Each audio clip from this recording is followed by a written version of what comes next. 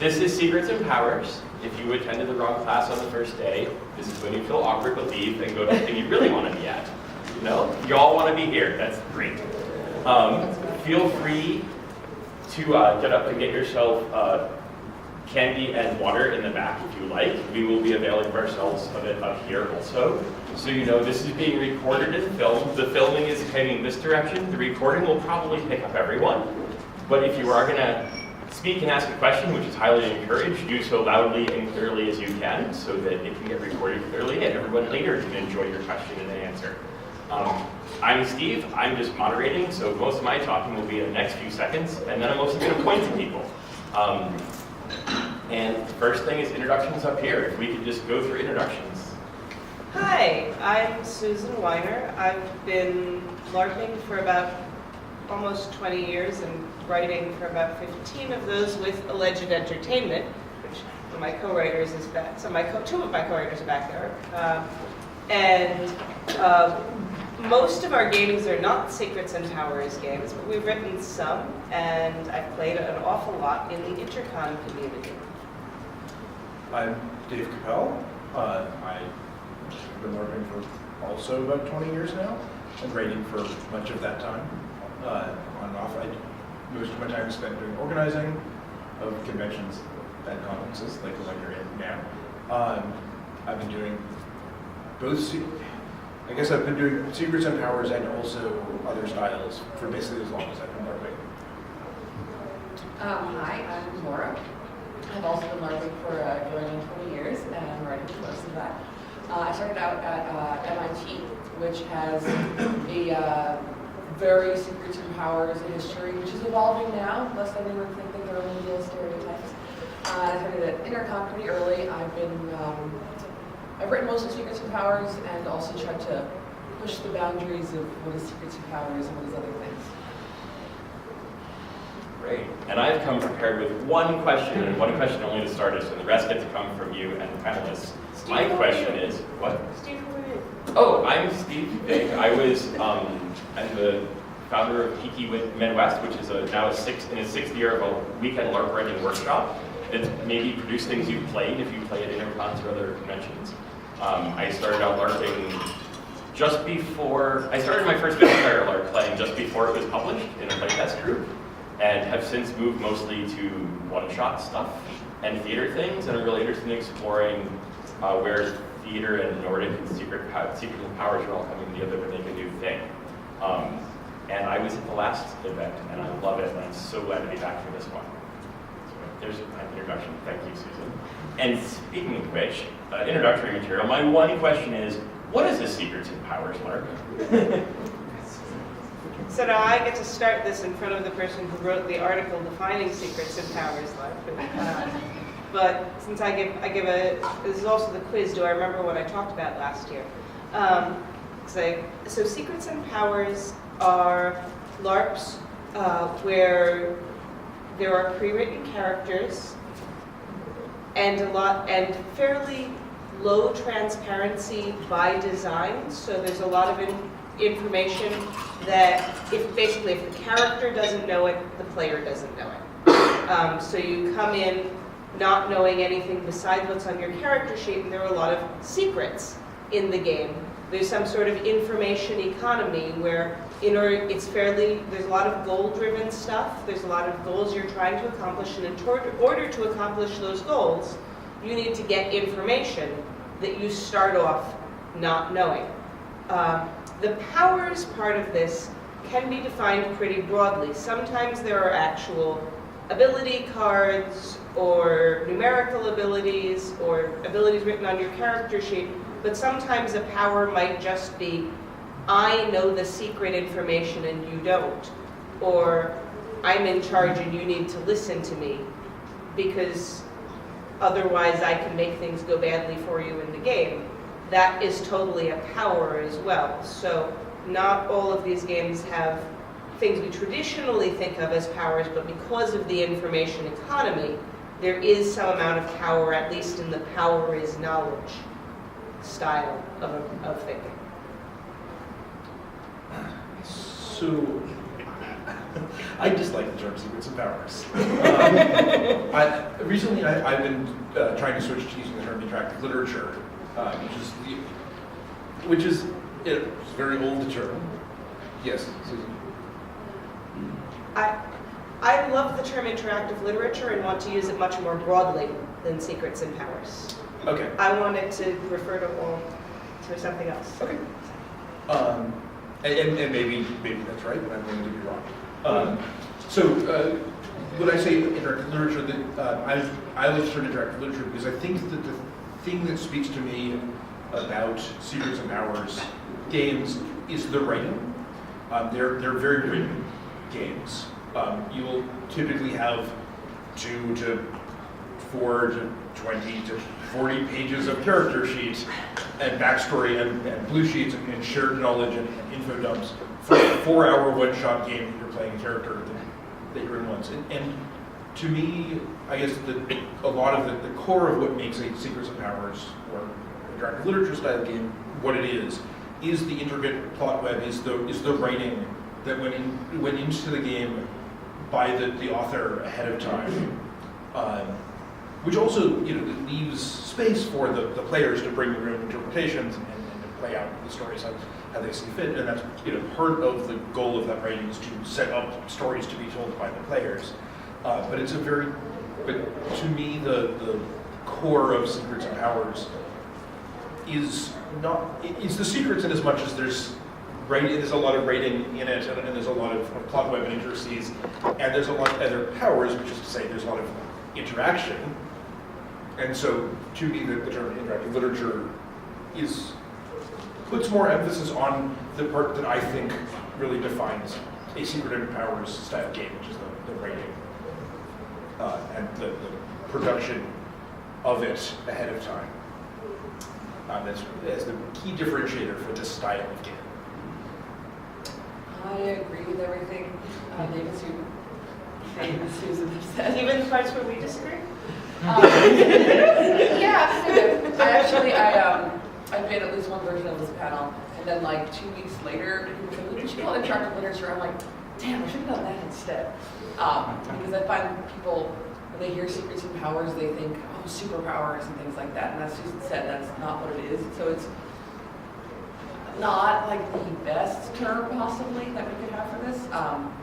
But like Dave, the focus for me is really on having the pre-generated world where you can step into something and there's things waiting for you that you don't know about. I've played a lot of freeform games in the last couple of years, and they sort of, while I love that and love things that have been there, and I've had amazing times in games, just a little loving, I love going back to Secrets and Powers styles because I get to just step into this world of mystery. It's like, what's going to happen? What's really going on with my cousin? And oh my God, the guy who I think has been hitting on me is actually my grandson from the future, and I get to actually fall out of my chair when I find out. Because I could have known that and like prepped for that to happen and planned how I was going to react, or I could genuinely be super shocked and dumbstruck. And for me, the important thing when I'm designing them is to make it so that those things are going to come out without people having to plan them. And that is tricky, and it is hard to get right, and it doesn't always go right, because if you have the important things in the game, you want them to come out. So it's a hard balancing act. I wouldn't say they're easy to write well, but I think when you do, it's super rewarding. I'm going to pause for 1 second. Can everyone hear? Can anyone not hear well in the back? Great. So we're not going to mess with this microphone for us up here, but if you need it, you're welcome to. Just give me a signal. And I already saw a question. Please go ahead. Do you guys feel that the PvP aspect of it is an essential part of a Secrets and Powers game?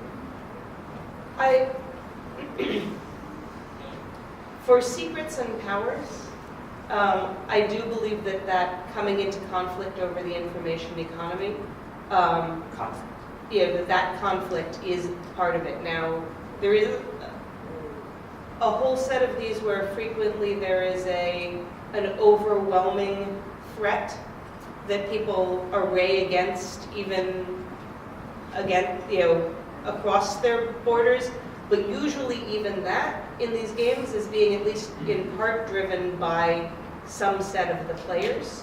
That's not, it's okay for that to be an environmental outside thing, but there still needs to be some amount of conflict among the players about this information economy. I mean, yeah, I would agree. Okay, so I think basically I agree with that. I think that the core gameplay conflict in Secrets and Powers games, so the core gameplay should come from conflict between characters.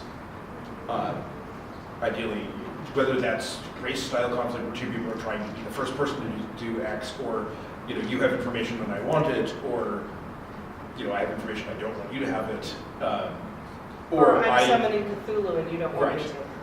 Or you killed my brother, but I don't know that it was you, and at some point I need to figure that out and take you down.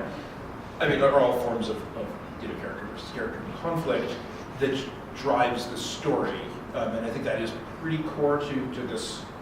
I mean, I've done some experiments with some overwhelming threat, but even with an overwhelming, the station's going to blow up, or you're stuck on a crashed spaceship or whatever. Most of the gameplay still comes from an interpersonal conflict. So again, these terms are hard to describe. So I'm going to say that what I'm thinking of when I talk about the type of LARP we're trying to describe,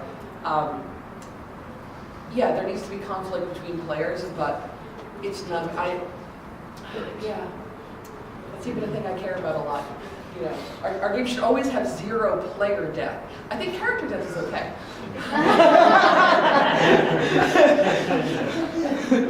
But people wanting to kill each other, like I've written tons of that, I've played tons of that, I've had a fantastic time playing that, but it is not at all key to what I do. Like some of the best conflict I've had is, I want to marry the gay guy because I'm asexual and want to sham marriage. Well, I want to marry the gay guy because I'm in love with him and don't know he's gay, and I think I might be pregnant. And that's a huge conflict. And only one of these sisters can marry the gay guy. Oh, poor guy. It was Victorian. It was the only way to go about it. And so that's conflict, and that is key. But do I want them killing each other? Yeah, I really often feel like that's kind of like a brute way to do it. Sometimes a really dramatic death can be great, but I want even if the conflict is just we don't understand each other because you don't know what happened that time, and we just need to find a way to talk to each other and work it out. That's conflict, and that's what I want. So, Susan? Because we keep coming back and forth on this, I wanted to actually get my definition of interactive literature out on the table, if that's okay? Let's do it. Which is, to me, interactive literature is larger than the Secrets and Powers set that we're talking about.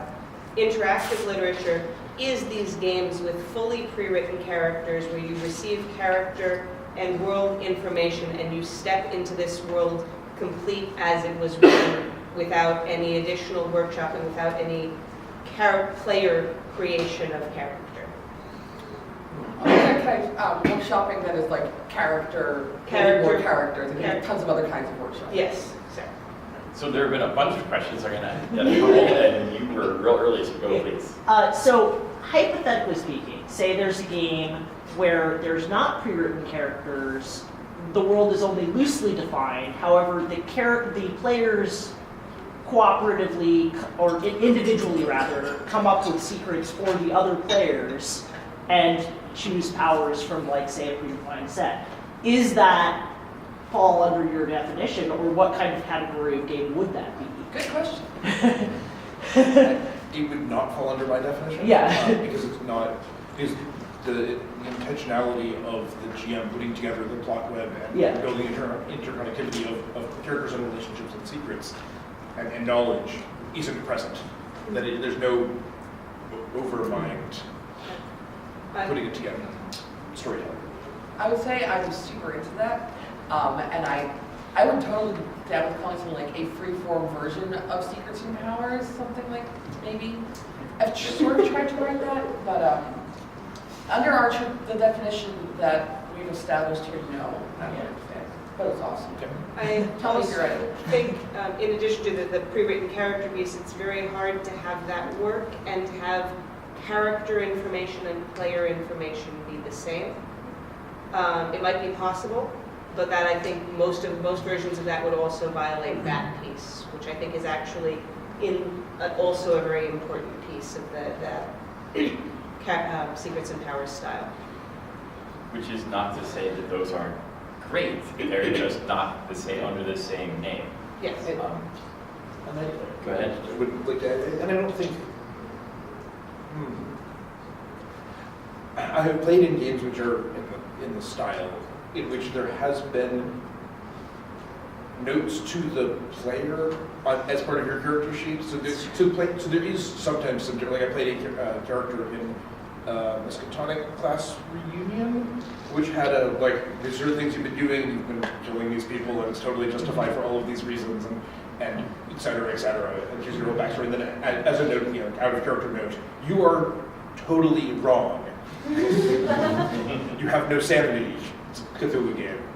You are deeply incorrect about all of these things.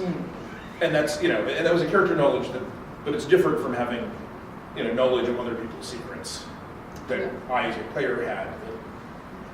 So, brief note, back at MIT, hardcore S&P, one of the things that would be on character casting surveys would be how you fill out playing delusional characters, because there was a lot of conflict over things where the GMs would not tell the players out of game that they were super wrong. Like I had a game once where I thought, that's really funny. I thought certain kinds of characters, certain kinds of people were vampires and certain kinds were werewolves and all this stuff, and it was just not a weird shit game, which is the term used for that. And I, as a player, could kind of guess that, but I really approve of those things because that's just been a concept in some of these games. Another question. You, yes. When it comes to PvP or character or player conflict, character conflict, whatever, in games, do you consider it like within the norm so far? Like kind of put it on the tin that this is something that should be expected of this kind, and if it's not, it should totally be there? Yes. Yes. Yes. As a note, I use the term PvP to mean the phrase character versus character. And I very intentionally, and that doesn't map, but it's very intentional. I've chosen to stick with PvP when I'm talking about it because that's the sort of industry term, and people know what that means, but that expands out to character versus character. But No, I was going to actually respond, but I afraid what I was going to say. I am strongly in favor of giving potential players all of the relevant information to decide whether your game is something that they want to play in. Not all games are no game is for all players. And keep in mind, there were a bunch more questions, so if everybody had one on their hand, I'm going to kind of sweep across as I can. Right in the front, please. If you've never played one of these games and we're just interested in reading one to get a sense of like the story structures that are good or like how one sets one of these up, do you have a recommendation? The Neil library has a lot of them in it for download. Neil is the New England Interactive Literature. We have a library of downloadable ones. I recommend out of that. One of the main sponsors of Living Games and of Intercon. Anybody if each of you could just throw out like one standout, it doesn't have to be your all-time favorite, but one Sure, standout. but most of these aren't available. Most are published. Most of my stand-up games are convince Lily and Tori to run Folding the River for you. For example. We need to So- edit something the readable. mechanics, we're lazy. Yes, something readable. Can you But think yeah, of readable Secrets and Powers larps? that I people would can have find? to look at the LARP library and Yeah. figure out what was on there and make a recommendation based on that. Hey, Nat, Nat, do you have any an suggestions? opinion?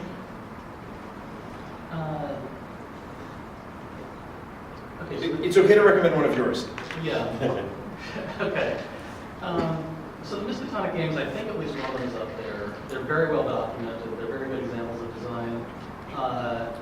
The Final Voyage of the Marie Celeste is a classic. Yeah, I just thought of that one, it was for today. The final voyage of the Mary Celeste Yeah. Yes. is sort of, it's It's like 20 iconic. years old, 20 or 30 years old now. don't know. Yeah, so read that one. Keep in mind that a lot has evolved in the last 20 years, but that is sort of the classic structure. It's a lot of people's first Secrets of Powers game. Yeah. A lot of people's. The Last Voyage of the Mary Celeste, and it's available on the Neil webpage. Written by Jim. I think so. It is. It's Jim down Bell. library. The Yeah. internet. Great. Yeah, so one of the problems with Secrets and Powers is that it can be very hard to publish. So I'll actually say that a lot of the games out of Intercon, which does a lot of Secrets of Powers games, a lot of them are written, are culturally, people write a game and they run it once or twice and then they never publish it because it's not for that. That wasn't the point. It wasn't written to be published. It wasn't written to be run by anyone other than the person who wrote it. It was written for these 15 people to have this experience once. And that's, I'm not going to comment on that.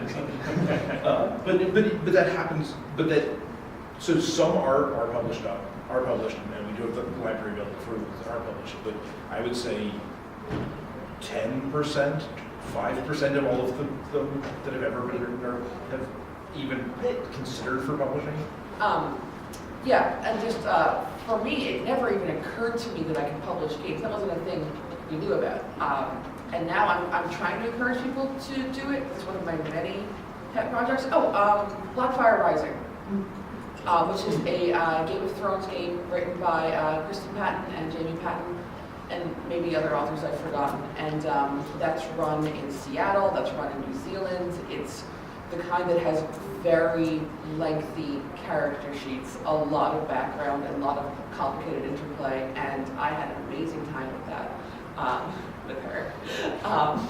The other thing I just want to say is that Intercon is a Boston area LARPing convention that's been running since the 90s, and there's been other Intercons, but right now it's in Boston. And it's, the 80s are a really long time, since before I started LARPing. And that's also run by Neil, and it's really great, and you should come. And if you want to know more about it, you can email me, laura47@gmail.com. There are two things that complicate the publication of these games. One is the obvious, a lot of these are very, very spoilerable because of the information economy, so people are hesitant to put them out there. And the other is, a lot of these just have a lot of documentation that is required to run, and getting all of this documented and written up in a way that someone who is not one of the writers can run it is a lot of work. The third thing is that a lot of these are written for the players that signed up for them, 3 to 6 months before the game ran. At least the first pass. Like certainly all of them that I've written, I got my list of, like I had a bunch of character ideas, and then I saw who signed up for my game 4 months before the convention, and then and then mapped them, and some character ideas changed based on who I was casting them as, and the personalities and what I knew that person could play. And now I have a set of characters, and if I ran it again, I would still have the same set of characters. But they wouldn't quite fit with those players, and that's okay, but that sort of diminishes how much I want to try to publish it, because I know that if I run it again, I'm going to want to tweak all of the characters to match the people who've signed up for it a little bit. Yeah, for me, I tend to run my games a lot because I put a lot of work in them, and I want more people to experience them. Like, I have a game I've run 15 times. And I've had that experience too, and I find that after I've run it enough times, the characters seem to sort of just kind of like average into something that's broadly enjoyable. I'm going to run any of my games with them, please. Yeah, well, you know how I am. Mm-hmm. I've run Secrets and Powers games like 70 times. Another question, Pedro. Okay, so you said some things about secrets and the use of secrets in a Secrets and Powers game that seem to directly conflict. Specifically, Laura brought up secrets coming out in game and being, and honestly surprising people is awesome, and I personally agree. I love that. That's the main thing I love about Secrets and Powers games. And you have to carefully plan so that the secrets can come out and be dramatic.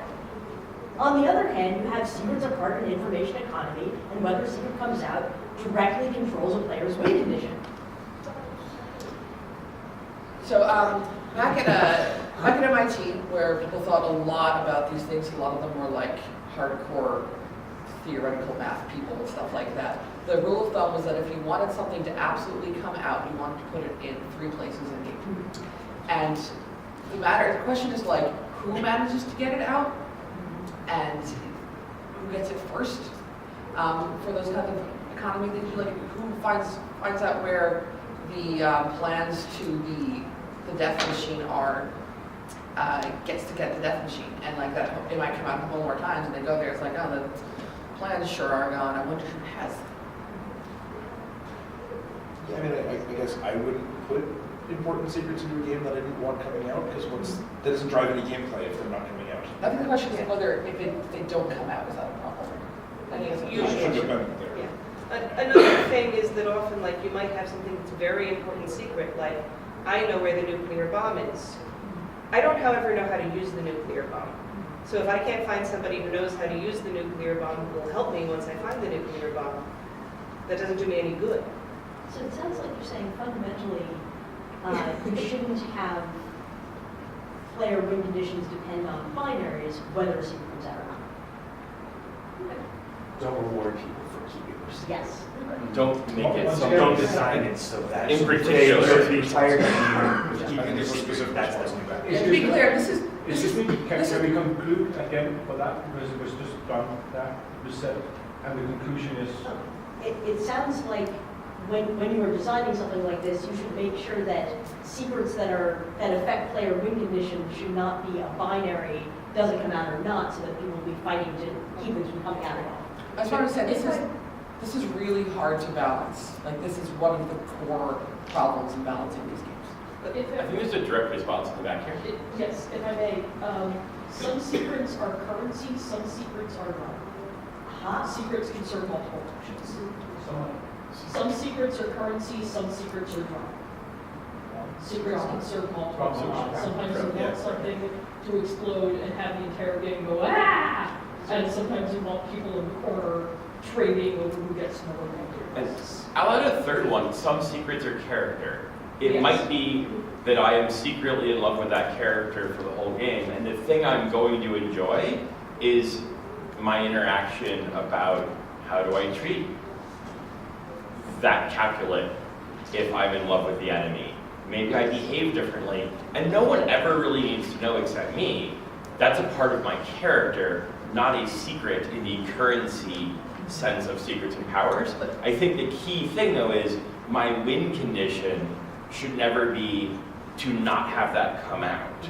That's where I personally have run into a lot of, where you get a really stagnant character, is the best way for me to win is to just not show up.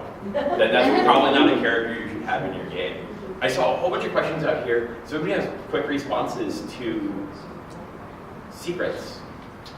I had thought about secrets going Great. out, and it came up in this.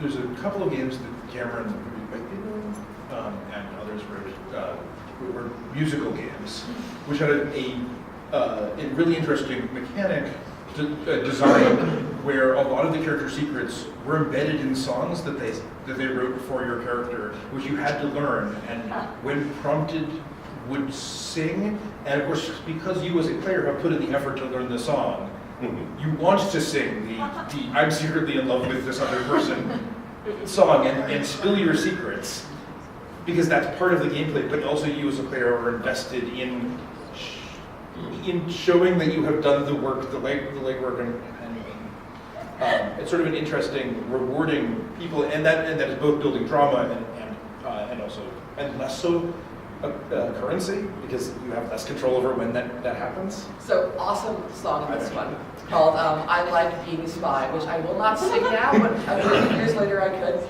If someone starts singing the I Like Being a Spy song, every spy has to sing it out themselves. So I'm singing it, and my daughters are staring at me, and I'm just like, I like being a spy. We're gonna have to talk about this later on. So it's just this, like, someone throws it down. It's a very complicated but also silly game, and one where it's kind of okay. But it was just one of the best mechanics I've ever seen, and that was by Cameron Betts and Craig Segal, and it's "Tis No Deceit to Deceive the Deceiver." Say the name again. "Tis No Deceit to Deceive the Deceiver," which is also the name of the opening song. And Sure. there's a sequel. There are a bunch more questions.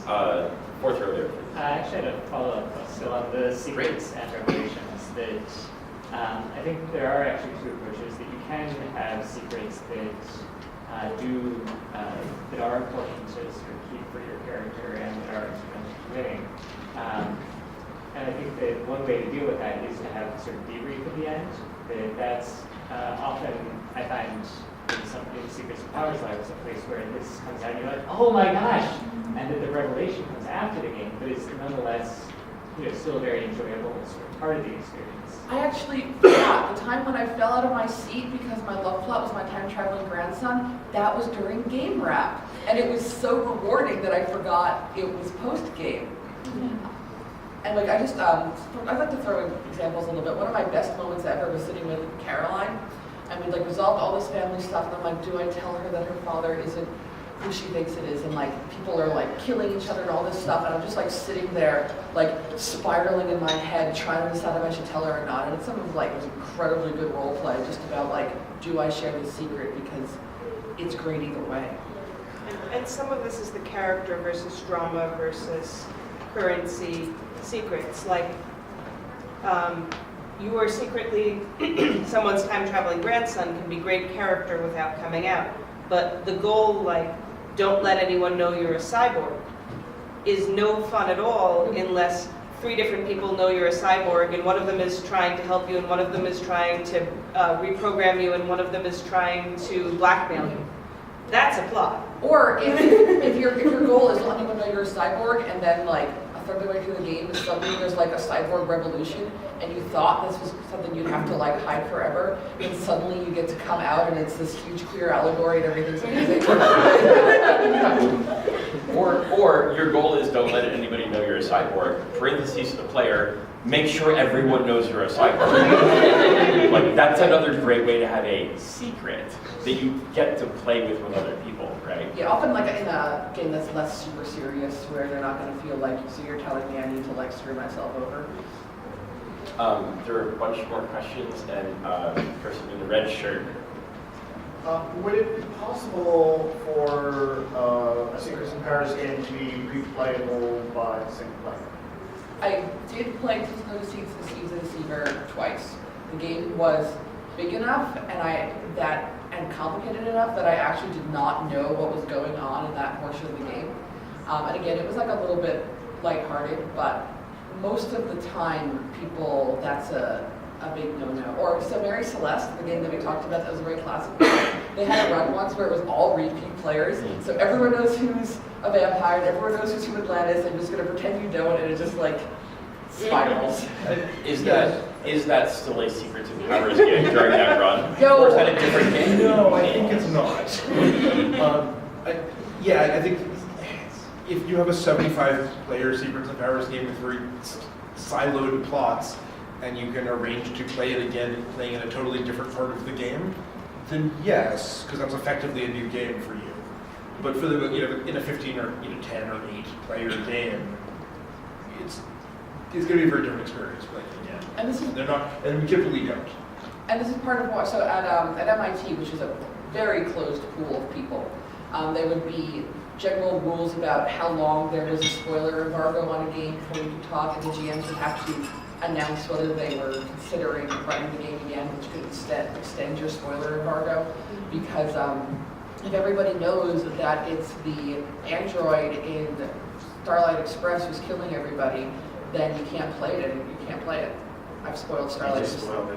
It was written in 1986. So the embargo's over. It was considered the first game of this style at MIT that was only a one night, because it was 10-day games. Wild stuff. Second row, you had a question? What strategies have you seen to help deal with potential player conflict? Not character conflict, but player conflict. Certainly after the game is done, in terms of making sure that people who failed the zero-sum game don't feel screwed. Please, I have no idea. Okay, so this is, I'm going to go a little bit broader than that in conversations I've had with people who are specifically people who play long-term buffer campaigns that keep going and characters keep growing in power, and they'll be like, well, what do you do when new players come in and they're not as powerful as the other people, and they have all this stuff built up. And I think people need to know for these one-shot Secrets and Powers games that the dynamics are different. At MIT for sure, and also at Intercon, there's a cultural thing of everyone's just going to keep doing this. You're going to play another game in 2 weeks, and you're going to swap who's alive with who, and who does that. And if it happens enough, and it's just, the culture was, you don't take it personally. And this isn't applicable everywhere, but this is why I was so comfortable with them and didn't realize that they were weird at all, was because that was just how we operated, and you didn't take it personally because that was the cultural norm. For how to write for that, if you're with a random group of people, Susan, do you have any ideas? I have an answer. Pancakes. I think the single most important thing for this is getting your players together, not for a structured debrief, although that can be fine, but going out for pancakes or burritos or whatever, having people get to know each other outside of game, spending some time just hanging out and talking. Because if you were in this game, if we were in a game and Dave completely screwed me over, we know each other and it's going to be fine. If we were in a game and Dave completely screwed me over, and I had never met Dave before, that is my first impression of Dave, and I have no idea who Dave is in real life. That was, So I mean, it's, to some extent, it is more similar to the board game community, where you get together with people and you play a game, and someone wins, and someone maybe messed up that time and did really poorly, and then you play a different game and somebody else wins, and that's, you know, culturally. So, I mean, thinking of it that way, building a culture that sort of thinks of it that way, where it is a one-off game. But then from the ratings, I think this is like many things. There's a rating solution here, which is if every character can think that they're the main character, if every player can think that their character is the main character of the story in some way, then that helps a lot because they get to feel awesome, and they get to, like I played a game which was 2 weeks ago called Musica Universalis, which was a theater-style boffer game. It was a Secrets and Powers style boffer game, one-shot weekend game set in 1930s Dust Bowl with angels and devils and the apocalypse and also a lot of music. And the James sent us a list of 8 songs ahead of time, and that we had to learn and start singing together, and it was amazing. And looking around, every single character and there was about 50 characters in this game. Every single character had some reason why they were the coolest character. And like, you know, I was playing a character who was sort of secretly an Aztec god. And so even though I basically ignored all of the actual angels and devils plot, because that wasn't really my thing. These are newcomers. They're not really my thing. Like, whatever. And so I didn't end up getting involved in a lot of that particular plotline. But I still felt like I had an awesome time. I was playing a character that was totally unique and totally cool. And I achieved some of my objectives, and I didn't achieve all of them. And other people achieved their objectives, and I didn't. And there didn't need to be even though there was some PvP conflict.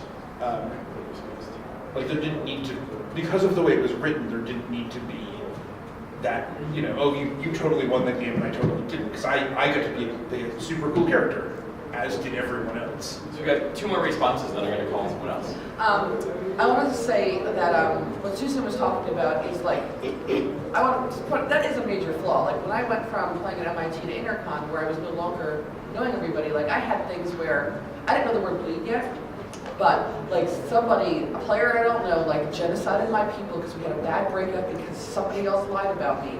And then I would see him and hate him, and he's a really mild guy from RPI, and like there's nothing to hate about him. But I would see him and just be filled with this rage, and we didn't have like debrief to deal with this, and it was just like, this is a huge problem. I only want to play conflict with people that I already know because they're a blank slate.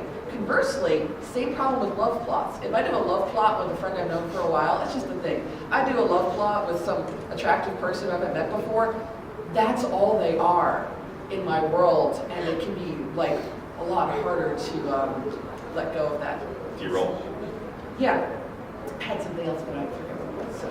So I also had maybe a really direct answer to your question, which was, how do you handle basically people being salty when they lose, essentially? And I think there are three things specifically as a game writer or storyteller or game master one can do.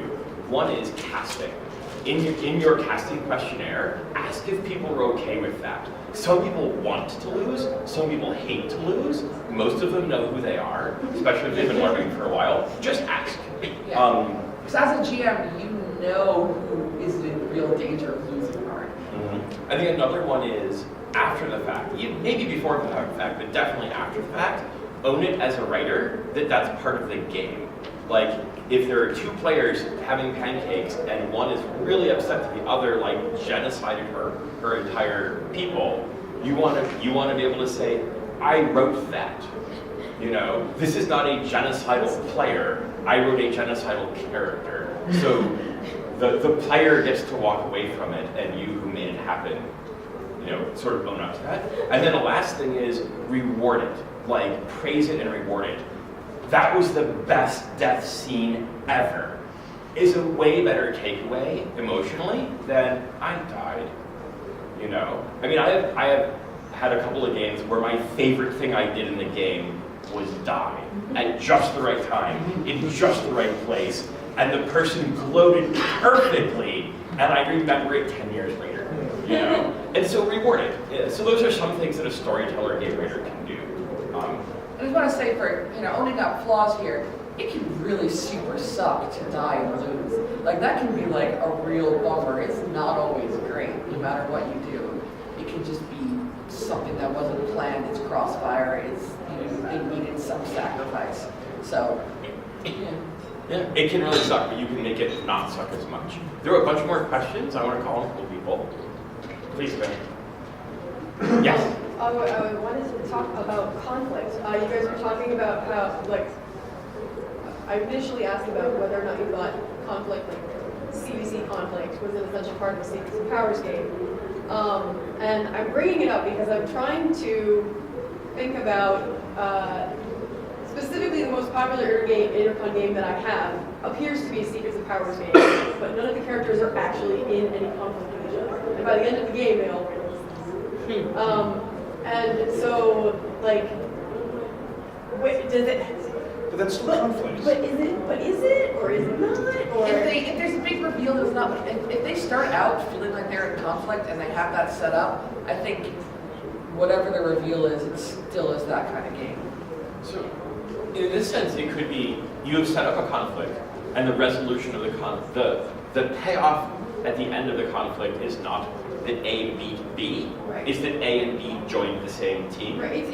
It's joyous Shakespearean, if we'd all just talked about it, we wouldn't realize this. That's a resolution to conflict. You can have comedy in Secrets and Powers, for the record. And there are Secrets and Powers games that can be solved with a positive outcome for all players. Making this happening is sometimes referred to in the Boston community as Brandicing, for a school where many of us, where some of us attended, and where this particular phenomenon is very common. We're just going to solve it so everybody's happy. And that is actually a thing that as a writer you need to plan for. In the Boston area, which is there a chance that all of my players will put aside their conflicts and sit down in a circle and spill all of their secrets and figure out how to resolve the zero-sum game? And is that a thing I want to allow to happen or not? Sometimes you have to do things as explicit as another way of similar to this is solving love plots with polyamory. You have to basically be like, character is definitely not okay with that. But I have found taking MIT games to Brandeis, sometimes if you hand them toy guns, they throw aside all this Brandicing and just murder each other gratuitously. Wow, that says a lot about society. The fourth row, you had a question. Lily, are you responding? Or something new? Sorry, Tony. Are you responding? Yes, my name is Mark. I am spinning off this conversation possibly, but not directly. Okay. Go ahead. If everybody sits down in a circle and spells all their secrets and comes up with a resolution that works for everybody and still enjoys the game, would you consider that to be a functional game? Totally. And so as It would you depends consider that to on be what I was trying to write. I mean, functional, if the players have a good time, to me, that's a functional game. A functional game, but I may not have succeeded at my objectives that I was going for in that particular game. No longer interactive literature. No, just totally not. I might have been trying to make a political point or something that was sort of jeopardized by that. We've had some instances with that where we had to reconsider, do we care more about this political point or about the fact that this is working as a game? But another thing is like, with this kind of game especially, once you give it to the players, it's their game and you can't really control them. And I can say from, like I said, I run games a lot, is that even if it seems like there's only a couple of ways to go, players are very innovative. And even if it's, they're not like, let's find a wacky way to do this, it's like, you're all gonna go to Australia? Okay. That seems like it works, and it's just like, I can run the same thing and be like, oh, hot damn, all right. It's great to be surprised sometimes. Yeah, being surprised as a GM is fun too. The fourth row? Yes. Me? Yes. Oh, okay, sorry. I had a recommendation for theater larps. I know this question was asked a while ago. Okay. Please. So Paracelsus Larps has a bunch of box theater larps on their website, and I highly recommend them if anyone wants the URL. Can you spell that? Oh, she's like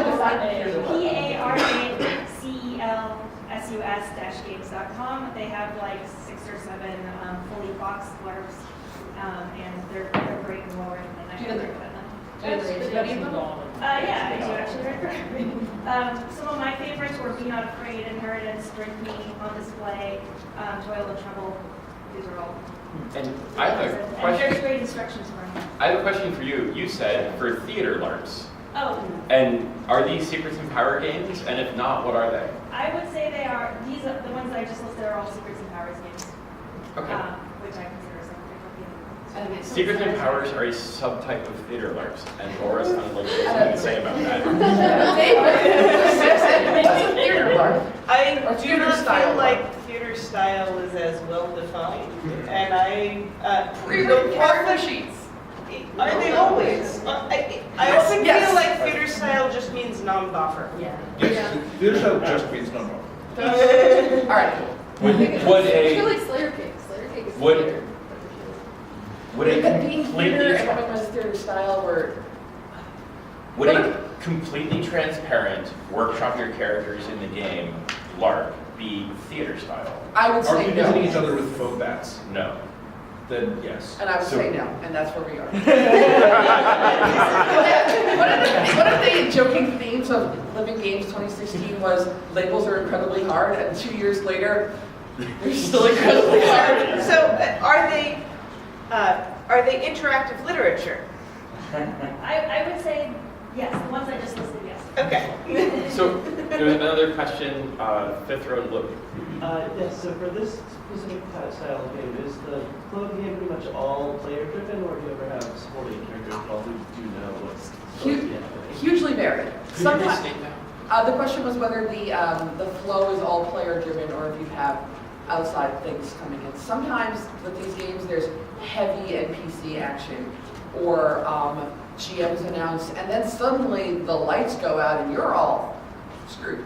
And that's, I like putting in outside things to motivate it as just a way to structure the game and keep it from going off the rails. I especially like this as an NPC where you can be reacting to things and helping guide it because as a GM you have an idea. And I think one of our responsibilities as writers of this is to make sure that they go okay because unlike some other systems, the players can't like get together and be like, all right, how do we want this to go? So we have a responsibility to them. Like these are not GM-less games.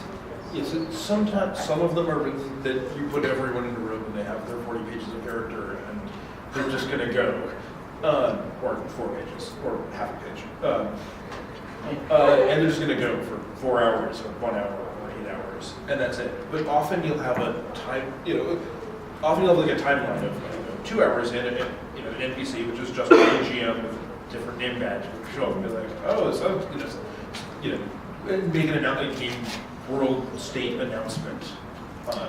Or it can just be half an hour in, you need to all gather for the first storytelling contest.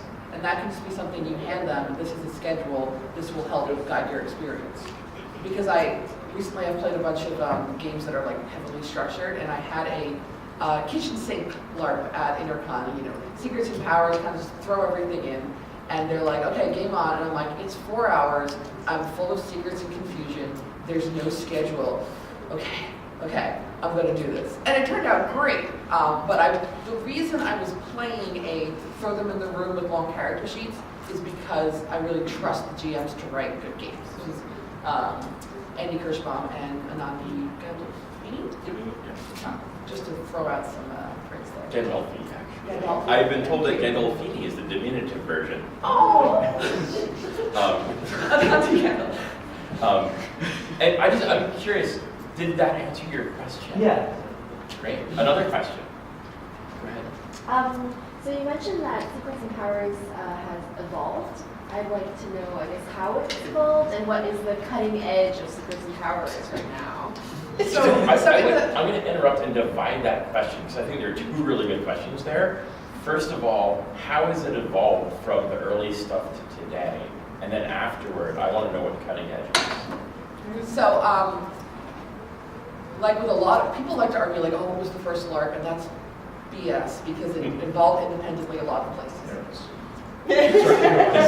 That's a humor game, a metagame about playing the first LARP back in 1903. It's published and hilarious and weird and is actually a send-up of Secrets and Powers games that you could read and like maybe glean something out of it. I've also had like 80 copies in my house. It's called Clarence. An Evening with Clarence. An Evening with Clarence, a gay comedy for 6 to 12 couples. Which is not, it's not a Secrets and Powers game. It is a game in which everyone gets a copy of the entire book, which contains the notes written by the people who played in the first LARP 100 years ago, who can remember their experience, and you're playing people recreating them recreating the first. Yeah, your LARP reenactor is like CSCA, so you have like multiple layers of characters because there's your reenactor, and then there's the character they're playing, and like the GMs have conflicts and favorite players, and it's like lays things bare. Anyway, I want to start with one strain of Secrets and Powers, which was at MIT, where it started with games of killer or assassin, where everybody got someone else's name in the group,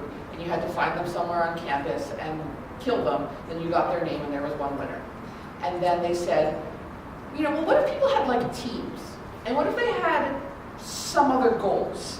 And what if like these other things happen? And then it was evolved into 10-day games, which would be a weekend during the week and another weekend, often during the summer or winter break or things like that.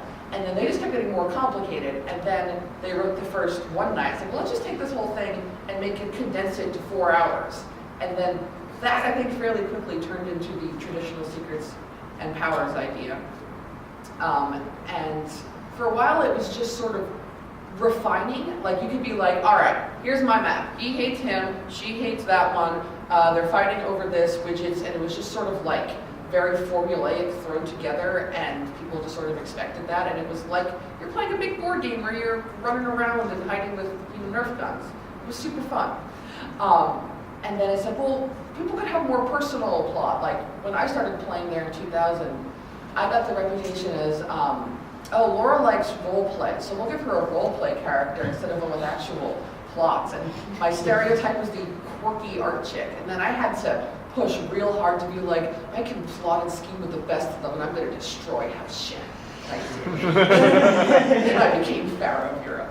But so from there, it just sort of like got more complex and nice. Good. How is Secrets and Powers developed over time? I think one simple answer is there's more stuff. If you play an early 90s Secrets and Powers game, it feels kind of weirdly empty if you're used to playing modern.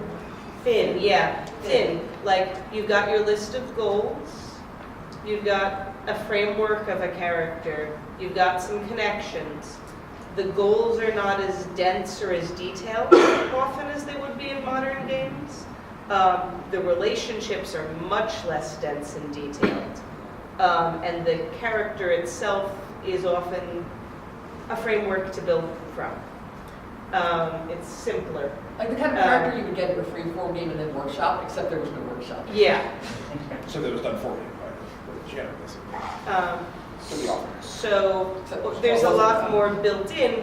Now that does sometimes lead to the 40-page character sheet at the extreme of that. When we say 40-page character sheet, it's usually a 10-page character sheet plus a set of world-building documents, and and this is the document for your, this is the 4-page document for one secret society, and the 4-page document for the other secret society you belong to. So I have literally received a 30-page character. I stopped at 10,000 words for a character sheet. And we're all looking at one of our favorite GMs back there from Paranoid and Crotchety Productions, who's written several of my favorite games ever. But we all know over 10,000, about 4 or 5 characters.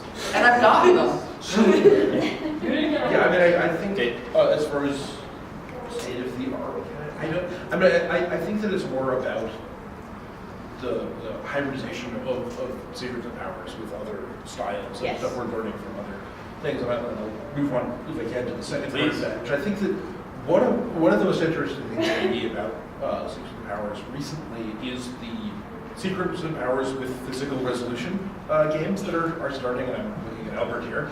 And this how it started with one of the early examples of this is a game called Rabbit Run, which is a 4-hour buffer game, but written with secrets and powers style characters, but also intense physical combat. So you have roleplay moments, and you have secrets, and you have the same deep moments with people and relationship webs and so forth, and also activity that's getting your adrenaline actually up because you're running around and mock dangerous situations, which makes it easier to start sobbing and really ups the intensity of the emotional conflicts. Like, we might die in 30 seconds, and I need to tell you how I feel about you. And just like, and there's been a number of games now in that using that hybrid technique where it's a buffer game, and you have a set of stats and whatever, but you also have several pages of character backstory and plot web and so forth, and then when it works well, the two halves of that combine into a situation where you have more, I don't know, more emotions, but it can be like the intensity of that can be driven up. I think there's a lot of interesting stuff in that space right now. And it's super fun. I just wrote one and premiered at Intercon this year, and my next goal with my writing partner is to do a buffer freeform. We've got a bunch of ideas. Susan, do you have a response? The cutting edge of secrets and powers larp. No, I pretty much agree with Dave. The combining things, combining techniques. I just wanted to throw in like one note about a big trope in Secrets and Powers games as we're describing them is amnesia. One of the things I love doing is, so people have told me one of my strengths is like detailed character sheets, and I care about timing. So if I am giving people like parts of their history during game, I find that super rewarding, and something's gone really well, where it's you have secrets from yourself, and you're going to be surprised by your own history, and no player has to drive that because I, as a GM, well, sometimes someone else can unlock the memories and they won't do it. That's really stressful. But you have these things coming to you, that's personal development that you're going to get as you go on, and that's a trope I super love. Specifically, this is amnesia characters where you develop memories in the form of new packets, new information handed to you over the course of the game. I did come up with one other thing that I think is state of the art, which is oddly transparency. When I came into Intercon, and this is a mistake that I made with my first game, it was very common to see games that lied about what they were. Where you would think you were going into a political negotiation game, and then Cthulhu.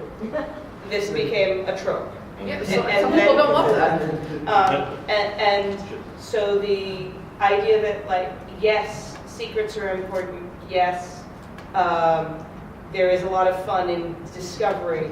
At the same time, you want your players to get the game that they signed up for, even if their expectations as a character wind up changing at some point.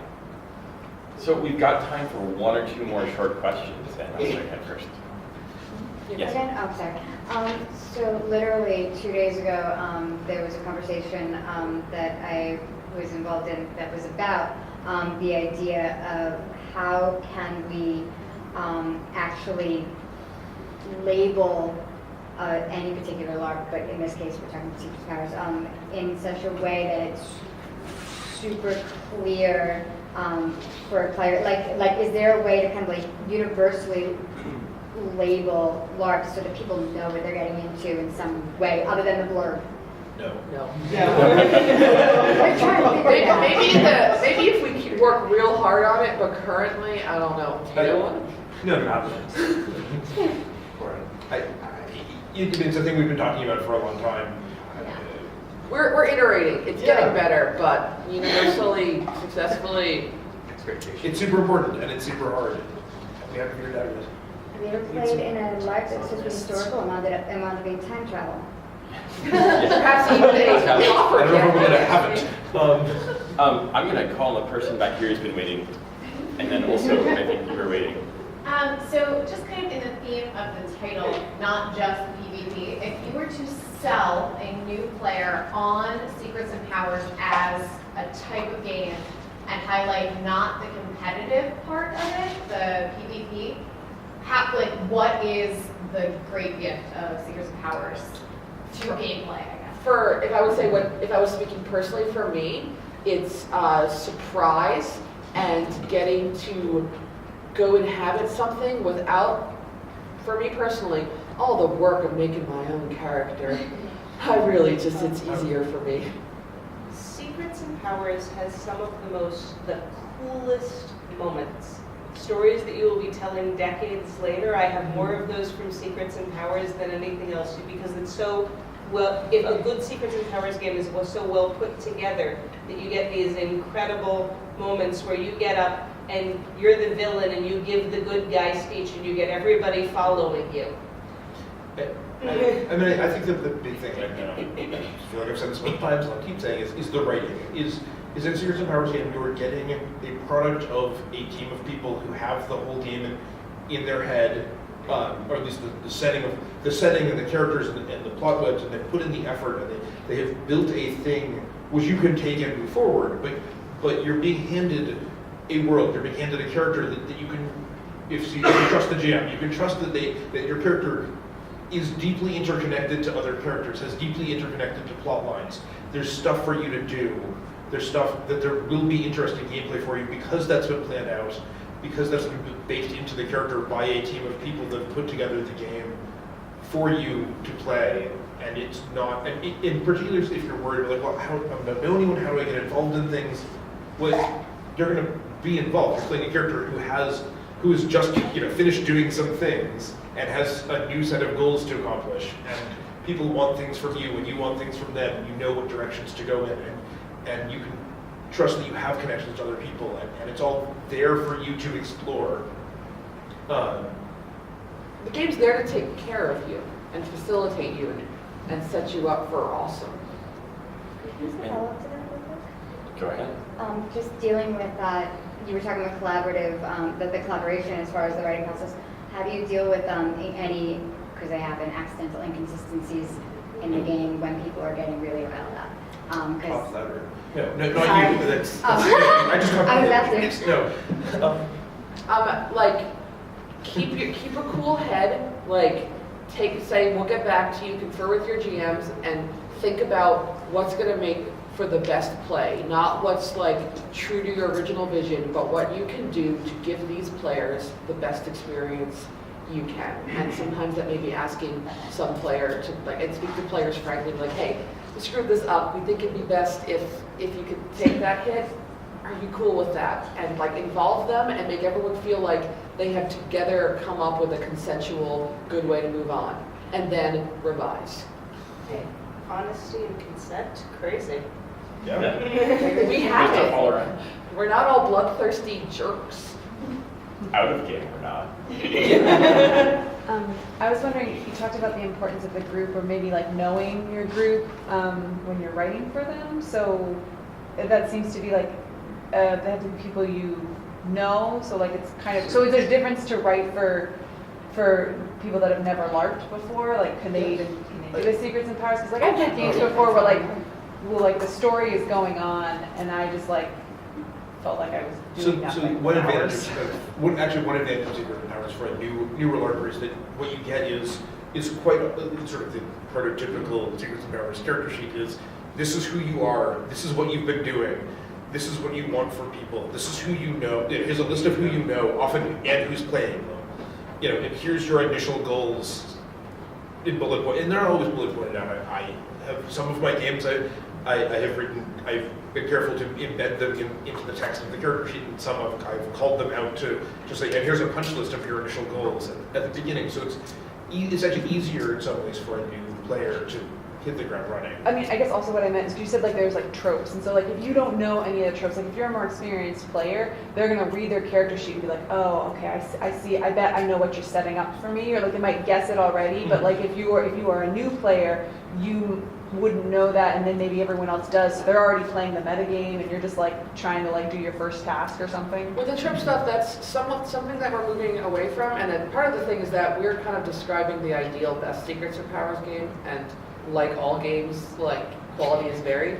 But for me, if I'm writing for a general audience like to publish, I would just play test a bunch with people that I did know and see where the problems were, and then play test people I didn't know. We do often use casting questionnaires are pretty heavily used in this style of game, where you'll get a multi-page, where you'll send your players a set of, this is what I'm looking for in a game questions, and use that to do casting, but also help develop characters. And sometimes, on that line, sometimes I have a few characters that I know are hell characters that some people love, like, your job is to make sure this entire meeting runs smoothly and everything is okay. That is not going to happen.